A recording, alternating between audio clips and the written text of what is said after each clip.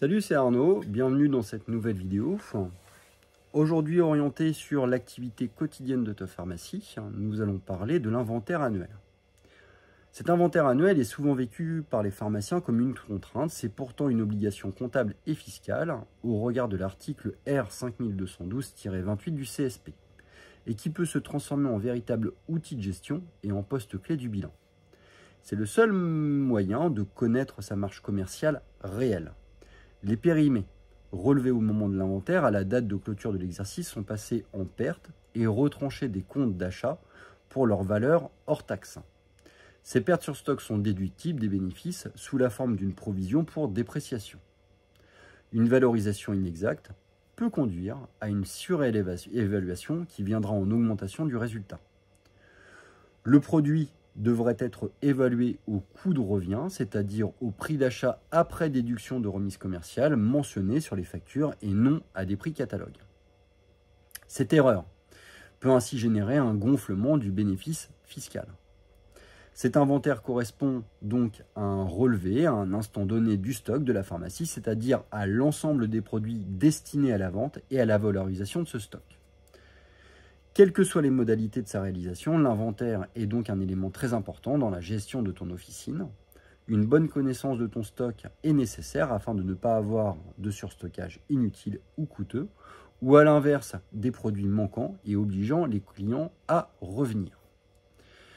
Cet inventaire, tu peux le réaliser soit personnellement par ton équipe, soit par un inventoriste agréé. À titre personnel, l'inventaire, nous le réalisons donc une fois par an, généralement durant la période estivale.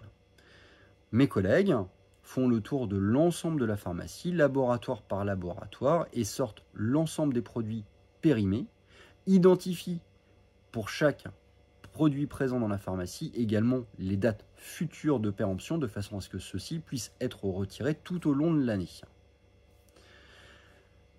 L'inventaire réalisé, les produits sont notés en vérité des stocks ou repris par des laboratoires. La vérité des stocks réalisée 1 à 2 fois par an avec une transmission des différents produits au grossiste répartiteur qui fera viser ça par un expert. Ces différents éléments seront transmis lors du bilan annuel à notre expert comptable.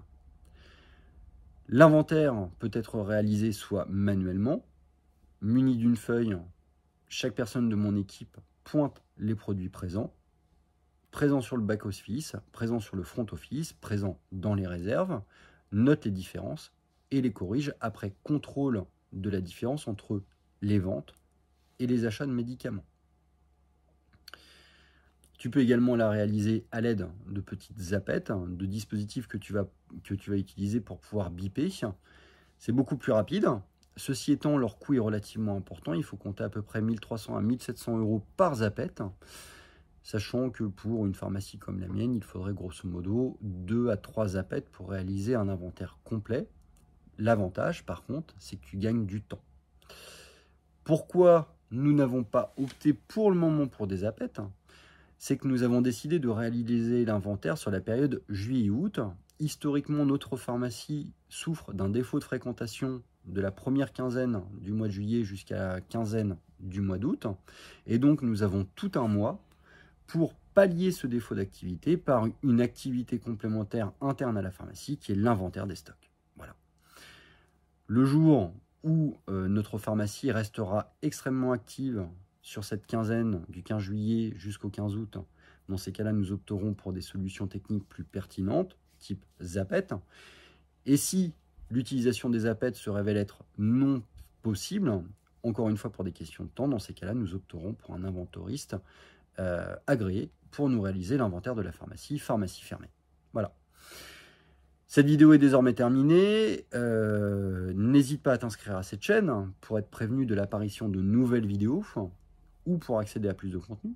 N'hésite pas à me laisser des commentaires ou des questions sur cette vidéo ou sur les précédentes si jamais il y a des sujets que tu veux voir abordés dans de prochaines vidéos. À très bientôt.